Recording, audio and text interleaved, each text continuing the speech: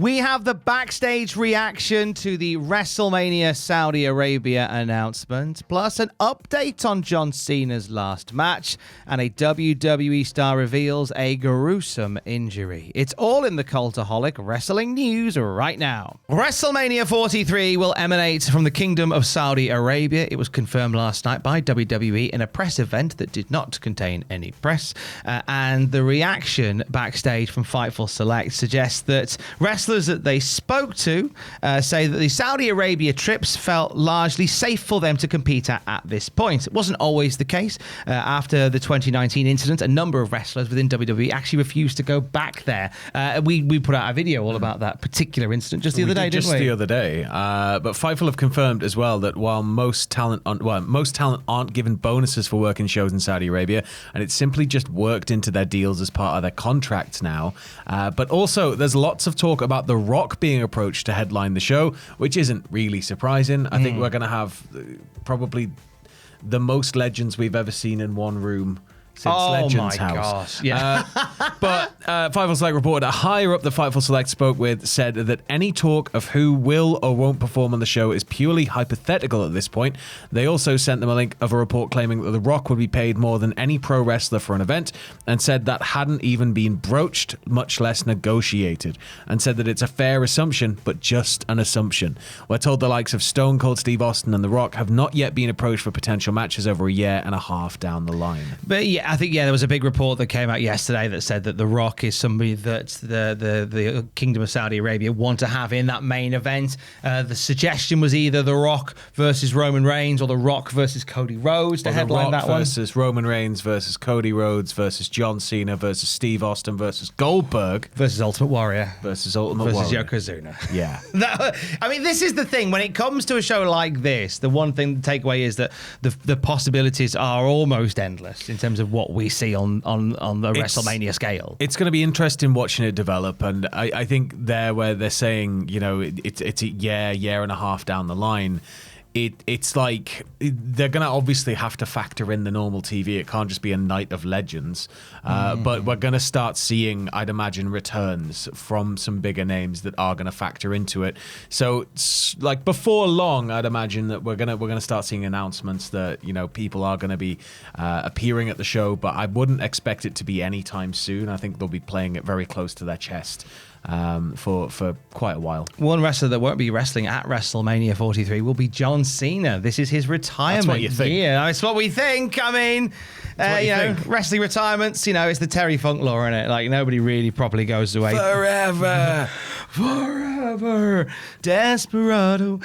John Cena's last match will emanate from Washington, D.C. The Observer gave a few details about some of the reasoning behind it. They said the decision to go to Washington, D.C. was said to be a financial from those with the knowledge of the talks with Boston.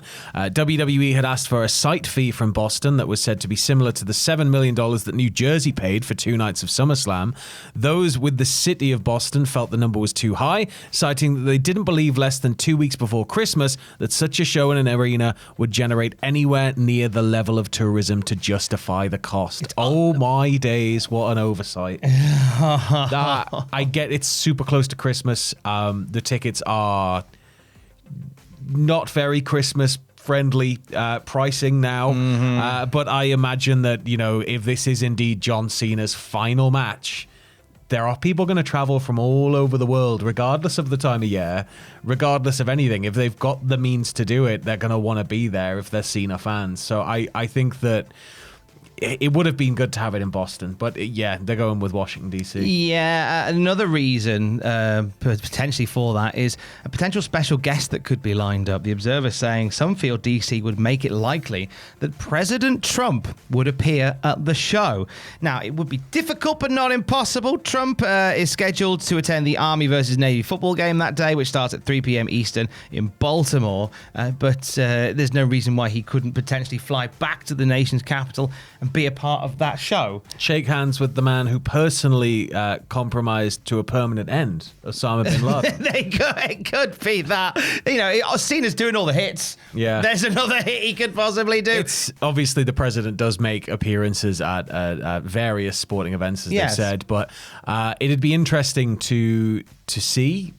Just gonna, Yeah, it's one of those things. He's a Hall of Famer. How do they even present him? Well, I mean, is he just going to be in a box? Surely special security's not going to like let him in the ring. I don't know. It would be intriguing. I mean, he's been presented in the years gone by in ring as a character. He owned Raw for a while. That was when he was a reality TV star. He was a mere peasant and failed businessman. And now he's a president and failed businessman and former reality TV star. Although reality is basically just reality TV. I'd argue America is a reality TV show at the moment, but President Trump everywhere. there is that as well. I would probably I could see WWE having him ringside in some capacity. Yeah. I think that would be, if they were to have President Trump at John Cena's final match, they'd have him ringside at some official capacity. Timekeeper or bell ringer or something. Something like that.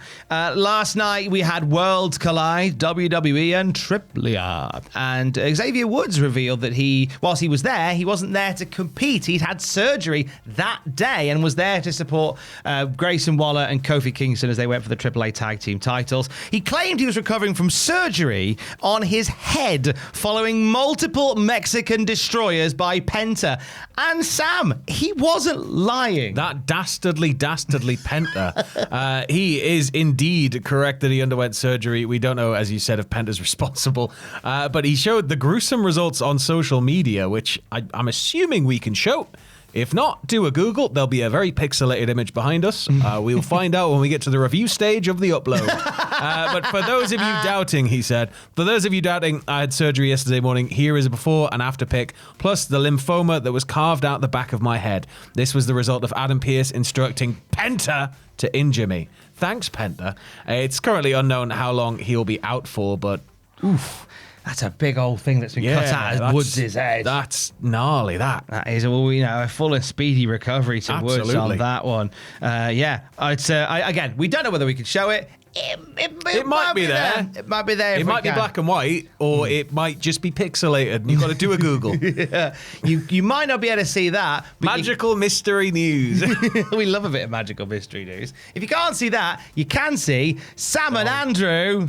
No. In Cultaholic's biggest party / punishment of the summer, tomorrow in Newcastle upon Tyne. The first Cultaholic punishment that you are invited to. Yeah, we're opening it up to the public. It's a party, everybody, as Ross said 48 times in the video. It doesn't feel like it's going to be a party for me and Andrew. We're doing 6 straight hours, I've been told, of wrestling karaoke. Oh, you're going to have a lovely time. How many wrestling themes have lyrics? I mean, you could just hum some of them, I guess. Oh god, but there's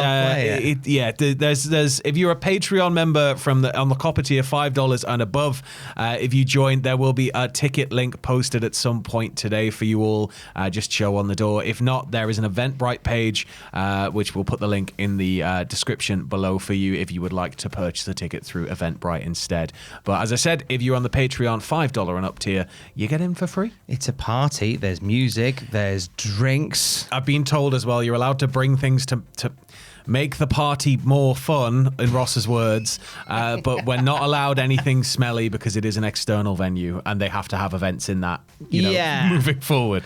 And bring balloons. We had 6 people in to clean up after Hell in a Smell, and it was like industrial chemical crime scene type people, and the smell of ammonia was still there for weeks. Weeks. So don't bring anything smelly, but bring some fun to add to the fun. If you're a Patreon, get your ticket on there. If you're $5 and up, there's an Eventbrite link as well. If you're not a Patreon, £3 pints. Cultahol being served for the first time ever on planet Earth. Get yourself a pint of Cultahol. Oh. It's going to be a lovely, messy, fun day for all the family. Not all the family. I'm so scared. You're going to have a lovely time. I'm so scared. If you're a patron, get your ticket at patreon.com/Cultaholic. I'm an introvert, Tom. I'm an introvert. Not this weekend, you're not, honey. Not this weekend, you're not. Also, Patreon is the home exclusively to Cultaholic punishments. What happened at WTF moments from WWE and AEW events. You can get all the classic reviews in video form as well. Early access to some of our bigger releases every month. So it's we've revamped our Patreon. If you've not been in a while, please do go and check it out. But yeah, and see some of us on Sunday. And for the very latest wrestling news at any time, you can check out cultaholic.com. Have a lovely time. Stay safe. Love you. Bye.